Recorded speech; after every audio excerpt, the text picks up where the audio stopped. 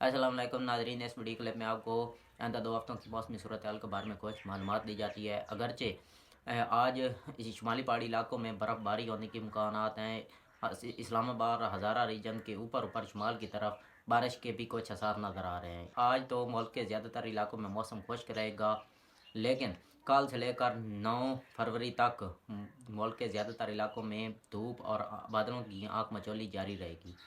اس کے علاوہ جو 9 اور 10 فروری والا بارش سے پہلے اس میں بلوچستان کے مغربی علاقوں میں تقریباً 25 سے 30% حصوں میں بارش ہونے کے امکانات ہیں۔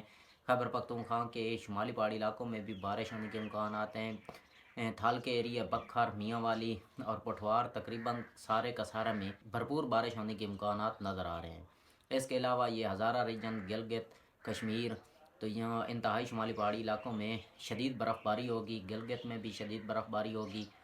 تو اس بارشی سپیل کے بعد انتہائی شمالی پہاڑی علاقوں میں شدید برف باری ہونے کی وجہ سے ملک کے میدانی علاقوں کا بھی درجہ حرارت گرے گا، جس کی وجہ سے دھوپ بھی ٹھنڈی لگے گی۔ اس کے علاوہ آپ یہی سمجھیں کہ آئندہ 2 ہفتوں تک ملک کے زیادہ تر علاقوں میں بارش نظر نہیں آ رہی۔